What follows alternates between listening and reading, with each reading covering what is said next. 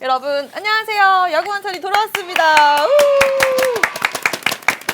제가 한 11회쯤에 다시 나올 수 있지 않을까 생각을 했는데 이렇게 빨리 제가 돌아올 줄은 몰랐습니다. 원래 야구에서 이제 구원 투수를 투입을 하잖아요. 네, 분위기 반전을 위해서 약간 그런 차원이라고. 근데 제가 오늘 패전 투수로 나가지 않을까 그런 생각도 들고 우리 오늘 4명이서 화이팅 하면서 시작을 해볼까요? 네. 하나 둘 셋 화이팅! 네. 자, 첫 번째 반찬거리입니다. 프로야구가 드디어 10%의 관중을 받았습니다. 띄엄띄엄 앉았기 때문에 뭐 주점이나 영화관보다는 안전하다라는 목소리가 있는데요. 육성 응원을 허용해야 할까요? 찬반 들어보도록 하겠습니다. 하나, 둘, 셋. 네. 찬찬 반입니다. 이렇게 딱 양쪽으로 갈렸네요. 먼저 김 기자님이 찬 하셨습니다. 반대한다고 해서 과연 팬들의 목소리를 막을 수 있을까요? 저는 실효성이 없는 거는 이제는 풀어줘야 된다. 규제 완화 쪽으로 가야 된다라는 그런 입장입니다. 프로스포츠는 저는 이렇게 봐요. 우리 물이 100도씨에서 끓잖아요.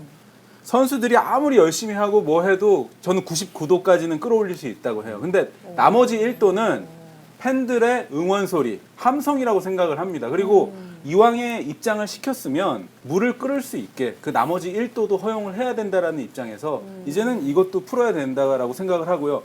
이왕이면 저는 하나 더 나가서 치맥도 이제는 허용을 했으면 하는 바람이 있습니다. 치맥을 허용을 했으면 한다. 아하, 조만간 한번 그 관중석에 계신 우리 김 기자님 모습 화면에서 볼 수 있지 않을까라는 생각이 드는데요. 자, 반박 좀 해주시죠, 강 기자님.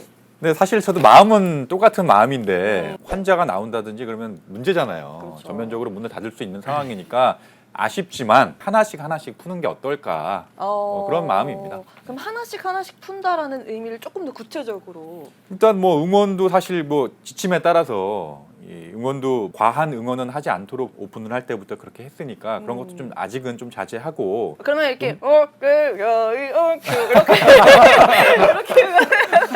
제가 알기로는 두산 팬, LG 팬 뭐 라이벌 대결 하잖아요. 그러면 두 팀 팬들, 소모임들이 있거든요. 그 팬들이 조그마한 공간에 모여서 저희 지금 4명이 있는 공간보다 더 다닥다닥 붙어가지고 거기서 마스크도 사실 좀 안 쓰는 분 계시고 이렇게 응원은 다 하시거든요. 신천역에 그런 거 많더라고요. 그렇죠. 신천역에도 있고 제가 봐서는 그런 거보다는 오히려 야구장에서 띄엄띄엄 앉아서 육성을 하는 게 더 안전하지 않을까. 저는 야구장에만 너무 가혹한 잣대를 들이대면 안 된다고 생각합니다. 넘어오셨어요?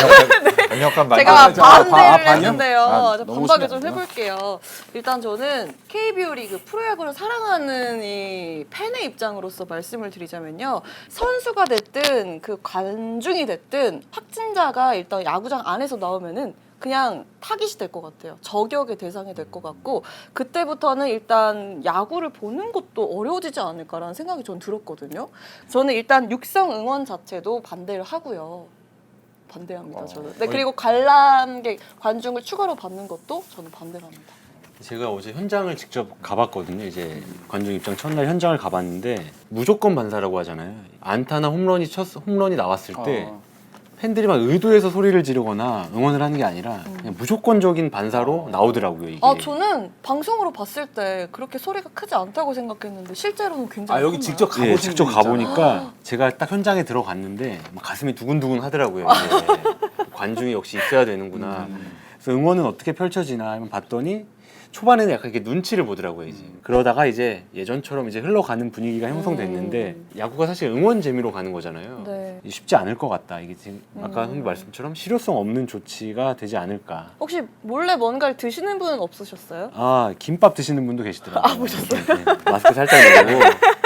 그리고 이제 김밥하고 어제 이제 소주 드시는 분들도 조금 있었다고 해요. 그래서 제가 KBO에 물어보니까 KBO에서 옷에 숨겨서 들어가는 건 자기도 어떻게 할 수 없지 않느냐 이렇게 얘기를 하더라고요.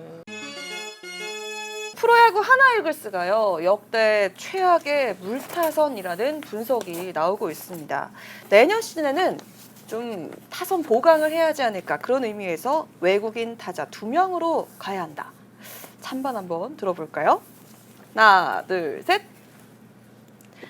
자, 찬찬 반반이네요. 이번에도 똑같아요. 외국인 타자 2명으로 간다라는 건 장단점이 있겠지만 젊은 타자들이 성장할 기회를 뺏는 것이기도 하기 때문에 어찌됐건 올해 상당히 빠르게 그 2군 선수들 올리고 세대 교체를 어떻게 보면 본의 아니게 하게 됐잖아요. 그래서 그런 거를 좀 꾸준히 이어가는 게 낫지 않을까 시점으로는. 아직 시즌이 절반도 안 지났는데 내년도 벌써부터 외국인 타자 2명으로 가야 된다고 한다는 거는 하나로서는 어정쩡한 선택이 아닐까라는 좀 생각이 듭니다. 과감한 선택을 해야 될 때가 온 것 같습니다. 두산 같은 경우는 해도 약간 삐끗했을 때 주저하지 않고 신인을 내보내는 경우가 굉장히 많다고 생각을 해서 또 화수분 야구를 계속 이어갈 수 있는 것처럼 하나도 일단은 신인 발굴에 힘을 써서 새로운 모습을 좀 보여줄 때가 되지 않았나. 그리고 베테랑 선수들도 긴장하고서 경기에 임해야 되지 않나라는 생각이 듭니다. 이제 한화의 타격 지표를 보면 지금 안타 꼴찌, 득점 꼴찌, 타율 꼴찌, 출루율 꼴찌, 장타율 꼴찌 전 부분에서 꼴찌인데 심각한 게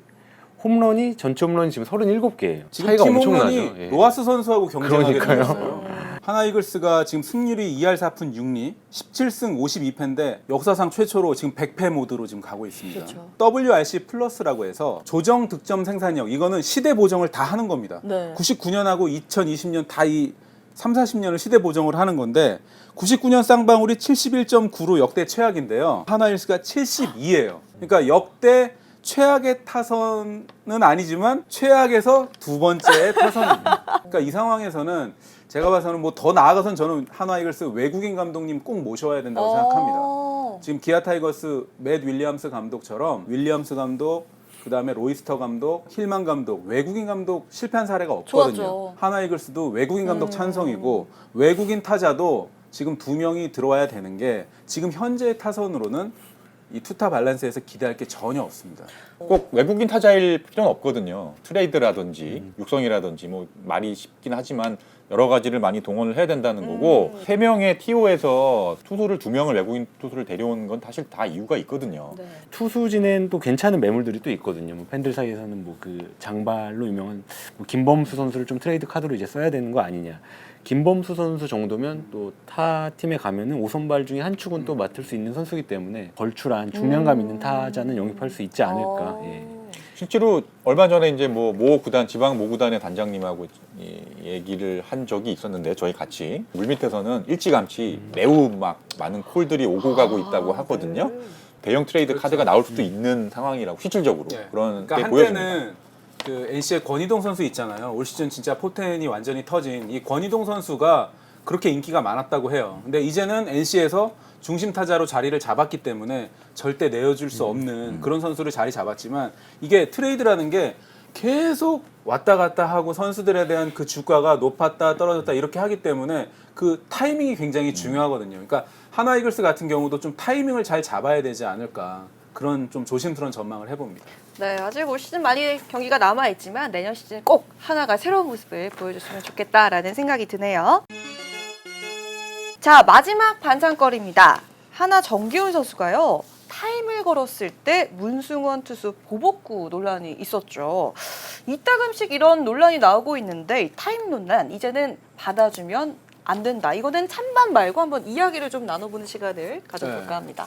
타임을 받아준 심판이 우선은 조금 잘못이 있지 않을까. 약간 뭐 잘못이라고 하긴 그렇지만 그 판단이 좀 지혜롭지 못했다라는 점. 투수가 이 셋포션에 들어가서 완전히 준비 동작을 갖춘 상황에서는 타임을 받아주게 되면 밸런스도 깨질 뿐 아니라 투수 입장에서는 그렇죠. 부상의 위험이 있기 때문에 이 공을 던져야 되거든요. 그래서 보통은 허공에 던지거나 타자의 반대 방향으로 던지게 돼 있다고 해요. 어허. 근데 이제 어제 같은 경우는 타자의 약간 몸 그쵸. 쪽을 향했는데 제가 뭐 그것도 이제 문승원 선수 측의 이야기를 들어보니까 그래도 땅으로 던졌기 때문에 고의성은 없었다 이제 이렇게 이야기를 하고 있고요. 정기훈 선수 같은 경우는 문승원 선수가 또 사과를 하고 자기도 몸쪽으로 오긴 했지만 뒤늦게 타임을 걸었기 때문에 사과를 해서 서로 이제 다 미안하다고 표시를 했기 때문에 그렇게 선수들끼리는 아무 일이 없었다고 합니다. 지금 팬들끼리 좀 논란이 있었던 그런 상황이기 때문에 네. 지금 현재로는 네. 두 선수 사이는 다 해결이 어허. 된 걸로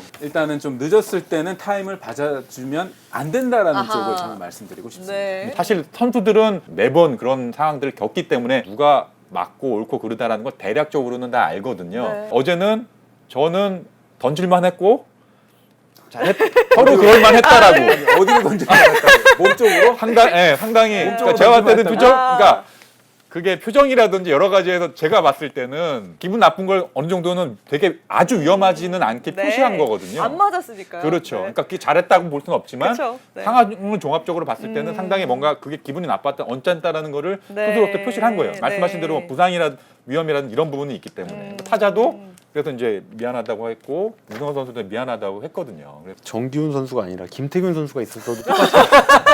저는 이게 그 프로야구의 특히 이제 뿌리 외국인 깊은 선수였으면. 선후배 문화가 이게 작용하지 않았을까. 이게 일리가 있어요. 정기훈 선수가 또 어린 연차에 속하잖아요. 네. 그러니까 좀 더 쉽게 보복구를 던진 게 아닌가. 만약 김태균 선수나 외국인 선수가 있었으면 네. 똑같은 행동을 했을까. 정기훈 선수가 사실은 우리 취재진들도 잘 모르지만 양쪽 프런트들도 잘 모르고 선수들도 쟤 누구야 해서 어제 끝나고 많이 물어봤다고 해요. 그러니까 한화의 그 타격 코치인 정경백 코치가 두산 시절에 눈여겨봐서 두산이 방출해가지고 한화가 영입한 선수였고 이 정기훈 선수는 어제 그 타석 하나가 너무 소중했던 거예요. 그래서 거기서 벤치 클리어링이고 뭐고 할 정신이 없어요. 이 선수는 그렇죠. 어제 그 타석에 한번 1루에 슬라이딩 하는 거 보세요. 이를 악물고 1루에 살아나가고 싶은 마음밖에 없었던 거예요. 자기 몸에 공이 날라오고 뭐가 없었던 거예요. 전 그래서 이 정기훈 선수의 프로 정신도 되게 놀라울 정도로 높게 평가해야 된다고 생각해요. 아니 예전에 이제 뭐 김태균 선수 얘기를 해서